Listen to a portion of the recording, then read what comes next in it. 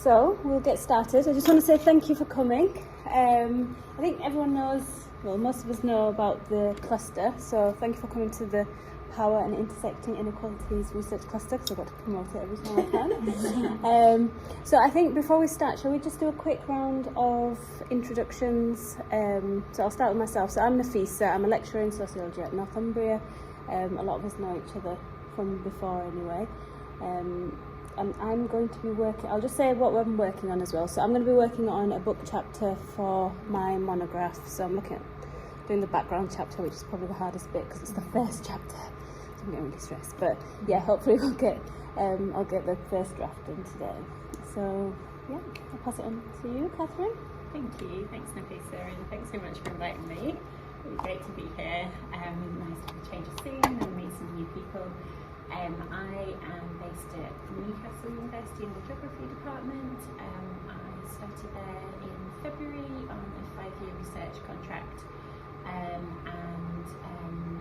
Yeah, I do research around young people and climate change, and I finished a research project on migrant background young people's experiences of learning about climate change, and then their conversations that they have with parents, with first generation parents about climate change. And as part of that research, the young people actually interviewed their parents. So I'm writing a paper that's about kind of how intergenerational interviewing can facilitate storytelling and the role of storytelling in kind of communicating climate change in more empathetic ways. Just literally just started introduction. Yeah. So just move this. Thanks, Catherine. Yes, so that's what I'm working on today, basically. Thank you. My name's Gwyneth Lonergan, and yeah, I'm also a lecturer at sociology at Northumbria, and I'm also working. I'm writing a book about migrant women's experiences of maternity care. And I'm working on redrafting one of my empirical chapters at the moment. If anyone knows anything about biopolitics, please come talk to me. As far as I can tell, people just means whatever they feel like they want it to mean, and it's getting extremely frustrating. Maybe that's your answer. Yeah, I can't be the argument about anyway.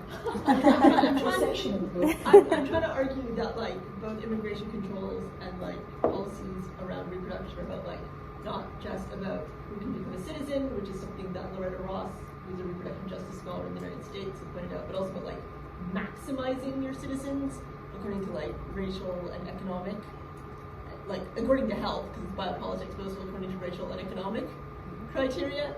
And the health thing is definitely biopolitics. The racial and economic criteria seems to depend on what individual authors are thinking at the time. I think it's true, I just don't know if it's biopolitics. So. Thanks, Gwen.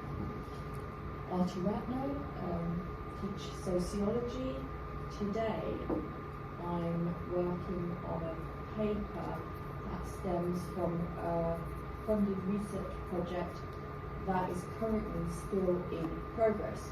So the project was about hate crime in football, and we particularly used theatrical methods to work with different fans of the game to understand from their perspectives how they experience different and intersecting forms of hate.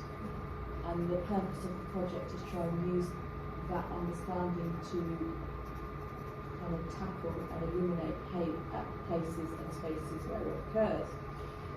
So I've written a first draft of this paper, and I'm now just going through it and making additions, adding sections, trying to finesse some of the arguments, but also to incorporate some of research team's reflections to support the development of the arguments. Doing that's it. Thank you. Hi everyone, I'm Aisha Chaudhry. I've come over from the Australian National University, Canberra, and I'm doing my PhD there in anthropology.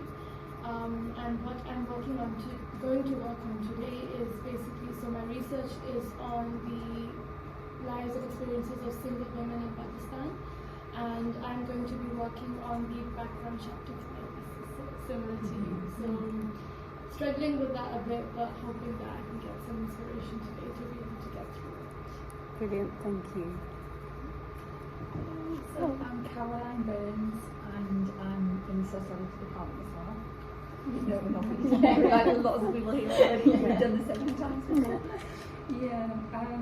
So I'm going to be working on a paper I'm writing with some colleagues in Gaza, and this one is about it's about entrepreneurial activity as a kind of social justice kind of activity, I would say. Yeah, so entrepreneurial activity, struggling to think. Yeah, basically that. It's a paper that we submitted and it has major revisions, and it's about empowerment of women through their entrepreneurial adventures, because especially in Gaza, there's unemployment's really high, and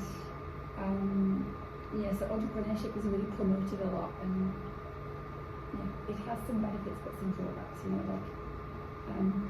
It's often thought to be like an easy fix, but then may not be. There may be like online inequalities just as there are in the real world as well.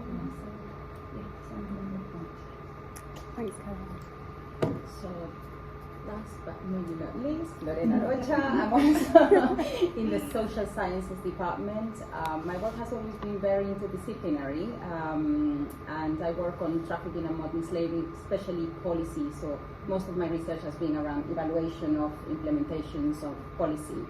And at the minute I'm working on an idea for an article that I've been toying with for about 6 months, that I'm struggling translating into an article, looking at this new innovation in modern slavery trafficking, of looking for and demanding the inclusion of people with lived experience in the development of policy in the area. And this is not something that is new, it's trends that have developed in social policy in general over the past decade or so. And I am going to be critically examining what that does, especially in modern slavery and trafficking, because it's a very polarized sort of social field with 2 big groups fighting against each other.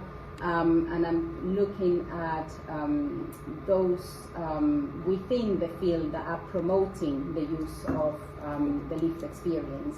So looking at documents that 3 think tanks in the sector have published over the past 5 years or so, calling for the implementation of this. So kind of working with the idea of performative sort of politics, and what does that in practice. So kind of whether that might be a way of silencing some of the critiques, but then also issues around representation in terms of whose voices are prioritized through the lived experience.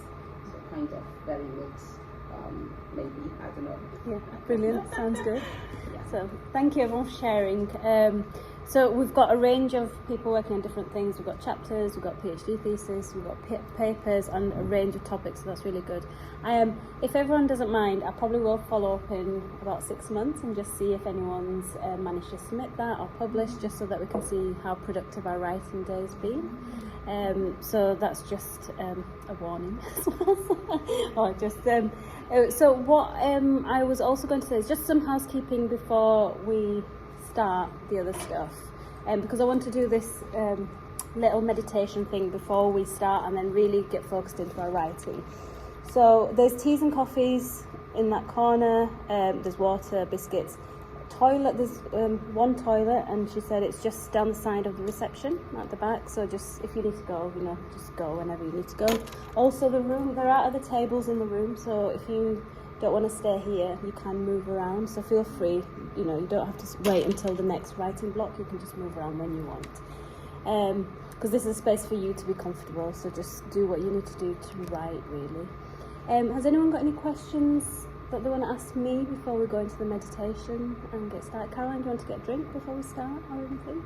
You could get coffee. Yeah. Or should we do the meditation first? It's completely up to you. How would you want? No, you can grab a coffee if you want to grab a coffee, and then we can, yeah. The cookies are really nice. Yeah. Are they? Like lemon Is it shortbread. shortbread? I like that. Yeah.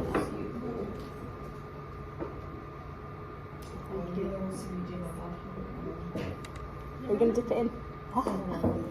We like dipping. They're really crisp, aren't they, when you snack them? Really nice. Catherine, isn't it still the head of department there? No, he's postgrad research director, I think. But I think he might be stepping down from that as well. There's kind of quite a high turnover of like admin roles. So yeah, he's great. I've enjoyed. So the last time I met him, he'd just been put as the head of department, and then he'd been in the role for about a year, and I don't think he was like